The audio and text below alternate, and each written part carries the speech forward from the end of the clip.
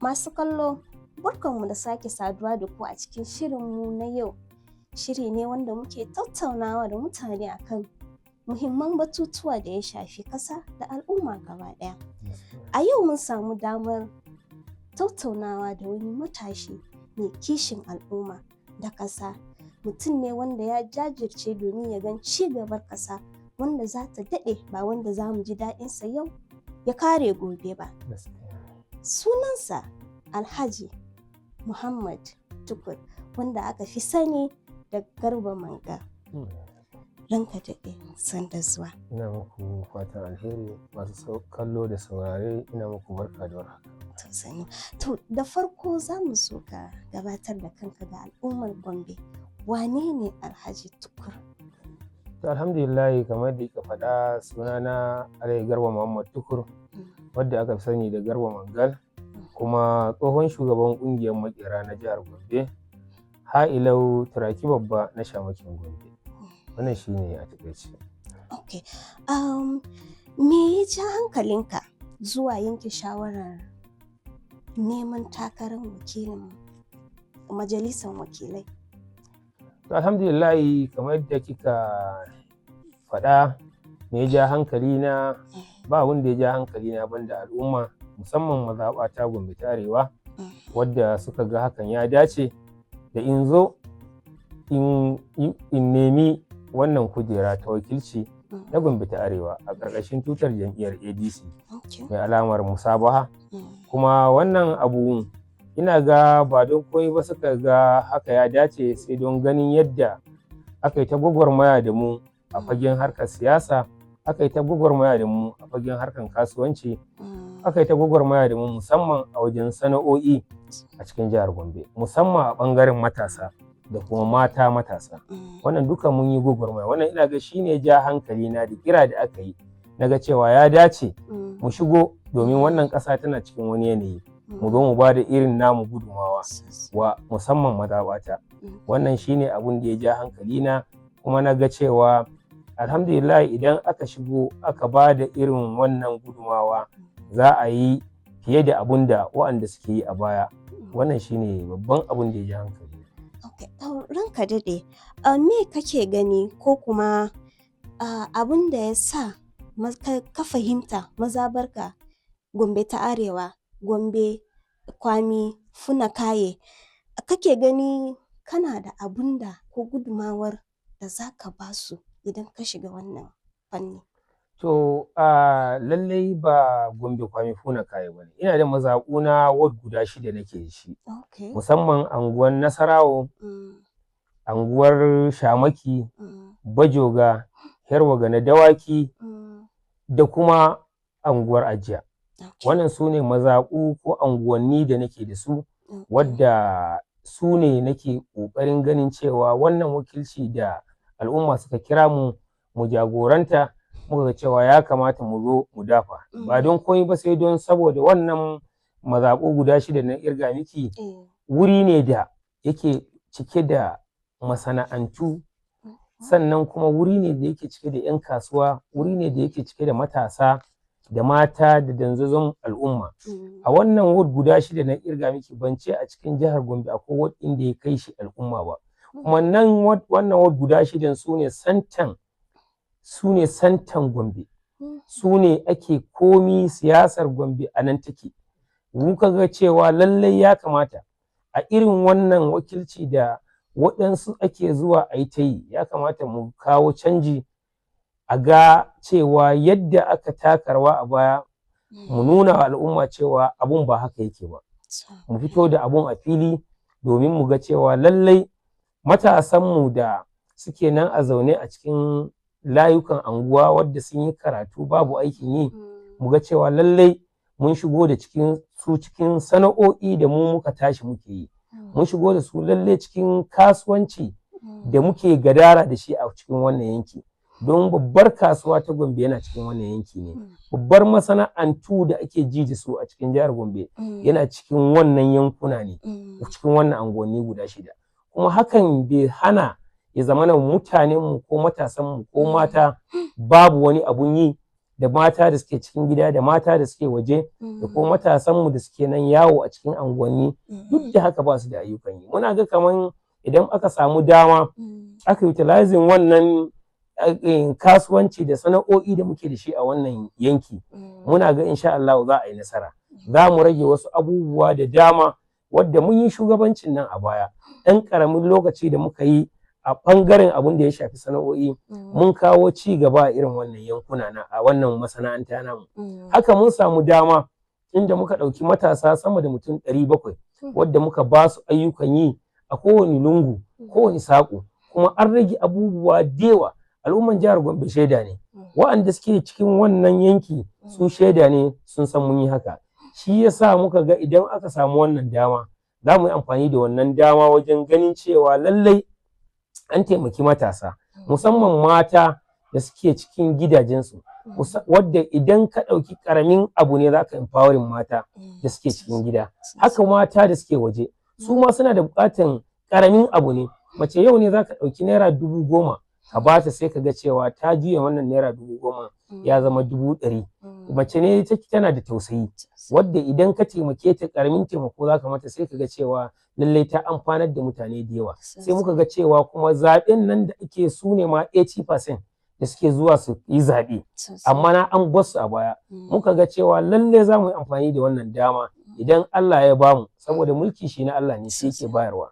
Kuma za mu yi amfani da wannan dama mu ga cewa lallai musamman matan nan mun taimake su, sun shigo da su cikin al'amura na jin kai da suke nema, don ƙaramin tallafi suke nema. Kuma ga wannan muke kira musamman su matan mu ja hankalinsu wajen ganin cewa sun fita daga kwaɗayi wajen a ba su wani abu don sai da yanci, su tsaya su yi abun da ya kamata. Idan suka tsaya suka yi abun da ya kamata, mu kuma mun tabbata za su gani a ƙasa. Babu wanda zai zo ya ba mu gudumawa a wannan mataki na harkan wannan wakilci da muke so mu yi. Allah ya tabbatar mana ya ji kunya. Za mu yi ƙoƙarin ganin duk yadda za mu yi mu ga da yaddan Allah mun ba shi gudumawa, kuma an kawo ci gaba mai ɗorewa mai amfani. Sosai. Honorable, bisa ga bayaninka, da farko ka ce kai tsohon shugaban kungiyar makera. A lokacin da kake shugabanci na kungiyar makera, wani kalubale ne ka fuskanta, kuma kana gani yanda ka shawo kan wancan kalubale za ka iya amfani da wancan tsarin kuma zai taimake ka idan ka samu wannan dama na zama wakili? Haka ne, kowa ya san ƙungiyar makera ƙungiya ne da yake cike da al'umma da yawa, sama da mutum 4,600 suke wannan wuri suke neman abinci. To kin ga duk wanda ya jagoranci wannan al'umma, kuma daga wurare daban-daban, daga anguwanni daban-daban, daga wasu jihohi ma wasu suna zuwa wannan wuri su koyi sana'o'i kuma su amfana. Idan har ka jagoranci irin wa'annan mutane, kuma ka tsara duk yadda za su tafiyar da harkokin, kuma a samu ci gaba ta kowace ɓangarori.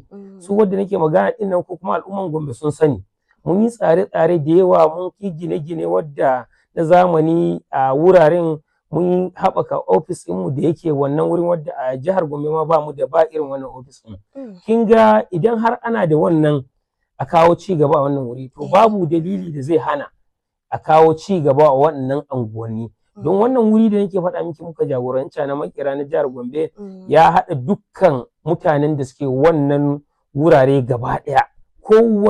Kowane anguwa a wannan mazaɓana akwai su a cikin wannan layin makera, akwai su a cikin wannan ƙungiya, kuma ba fa cikin jihar Gombe kaɗai ba ne. Na riƙe ƙungiyar ne na jiha. A kowane local government 11 muna da membobi, muna da irin wa'annan wurare. To idan ka riƙe wannan wurare 11 na local government da muke da shi a cikin jihar Gombe, me zai hana ka iya riƙe ward 6 muke da shi. Kuma muna ga cewa da yaddan Allah za mu yi abubuwa ne da dama, wasu sabbin tsare-tsare da za mu kawo domin ganin cewa an kawo canji da kuma ci gaba mai ɗorewa. Wannan shi ne. To, Honorable, idan ka samu damar shiga majalisar wakilai, wani babban buri ko kudiri ne kake so ka fara aiwatarwa? To gaskiya babban burina a nan dai shine in ga cewa lallai abun da ya shafi harkan ilimi a wannan yanki ya zama number 1. Tunda wannan yanki shine number 1 wajen al'umma da kuma na faɗa miki haɓa harkokin kasuwanci.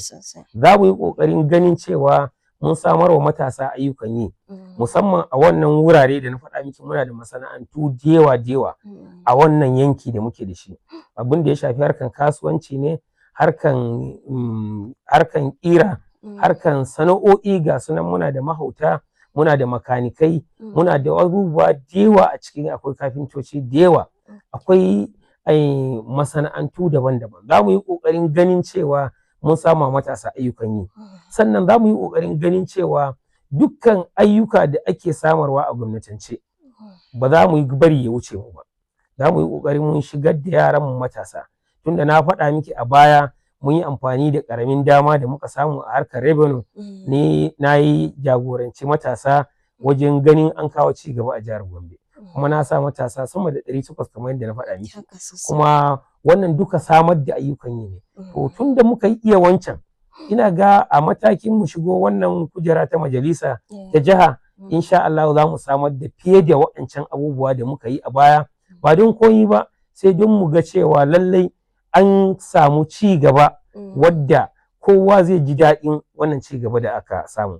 Wannan dai shine fatan mu, ko muna sa ran da yardan Allah za a yi nasara. Tunda muna da kyakkyawan niyya a zukatan mu, ba mun zo ne wai don cewa mu a yi mulki ko kuma a gan mu ba, a'a mun zo ne don mu amfanar da al'umma, musamman wannan yanki da kuma jihar mu Gombe. A ƙarshe Honorable, wani sako ne kake da shi ga al'ummar Gombe da masu zaɓe gaba ɗaya, musamman matasa? Alhamdulillah, sako da nake da shi musamman a jihar Gombe da ma ƙasa baki ɗaya. Na farko dai tukun, ba ka da wani yanci a yanzu in banda ta hanyar zaɓe. Ba za ka je ka yi zaɓe ba kuma sai kana da katin zaɓe PVC. Dole ka san cewa lallai ka yi ƙoƙarin ganin cewa ka nemi wannan katin zaɓe. Abu na biyu, ka san menene yancinka. Shi yanci yana da kyau. Kada a yi amfani da daman da aka yi da shi a baya. Mutanen nan sun ba mu wahala. An zo a baya an yi ta ba wa mutane taliya da wasu 'yan canji da ba za su iya kai ka ko sati guda ɗaya ba. Musamman mata sun karɓi wannan taliyan, sun karɓi abubuwa ilo da yawa. To gaskiya a wannan gaba muna kira ga su, musamman a yadda ƙasar nan take ciki. Kin ga yadda tsadar rayuwa yake. Ke kanki yanzu a wannan gidan TV mai albarka, idan kin harkan wutar lantarki da harkan kuma fetur ko a janareta za ki sa, kin san yadda kike ganin cewa yadda yake tsadansa ba kuma kamar yadda yake a baya ba.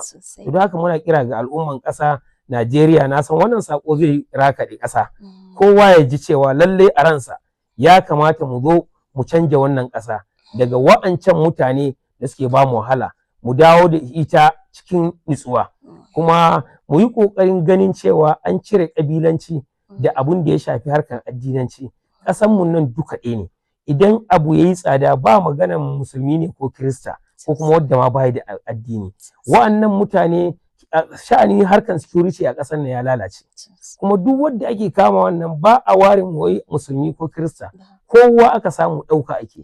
To don haka dole mu ga cewa mun zaɓi shugabanni da za su kawo mana canji a ƙasar nan, za su kawo mana ci gaba mai ɗorewa, kuma da yardan Allah mun san cewa lallai addu'an al'umma ne ya karɓu a wannan gaba. Don kin ga yadda dai a jam'iyyar ADC nan aka yi ta ƙoƙarin ganin cewa jam'iyyar ADC kar ta zo ta tsaya a matakin zaɓe, kuma da yardan Allah da addu'o'i da ake ta yi, Allah ya kawo ta za ta shiga fagen zaɓe. To me ya rage wa talaka? Addu'arsa ta karɓu. Don haka talaka ya zo ya ga ya tsaya ya zaɓi jam'iyyar ADC daga sama har ƙasa. Muna da shugabanni da suke cikin wannan jam'iyya, musamman masu kishin arewa. Ya kamata tsakani da Allah ba son kar a biyo son zuciya ko kuma son kwaɗayin me zan samu. Saboda ai duk lokacin da aka ce ka haihu, to kasancewa ka zama wakili wa sauran al'umma. Ba sai kana da 'ya'ya ba, ba sai kana da wasu 'yan uwa ba, ko da baka da su, akwai waɗanda suke kwance a asibiti ba su da yadda za su yi, su suna neman taimako ne daga gare ka. Haka muna kira ga al'umman ƙasa da a yi ƙoƙarin ganin cewa an zo an kowa ya kaɗe katin zaɓensa, idan ba ka da shi ma ka zo ka nemi katin zaɓe, saboda ta hanyar zaɓe ne kaɗai, hanyar kyautata gyara demokaradiyya a ƙasa, za mu kawo canji mai ɗaurewa. To mun gode Honorable. Masu kallo, da wannan muka zo ƙarshen tattaunawarmu. Kamar yadda kuka ji, mutum ne wanda yana kishin al'umma musamman matasa, domin yau da gobe a hannun matasa yake. Tarihi yana tuna shugabanni ne ba don abin da suka faɗa ba, amma abin da suka aikata. Lokaci zai bayyana mana. Sai mun sake haɗuwa da ku a wani shirinmu na mahanga. Ni ne naku, Abzo Mamman.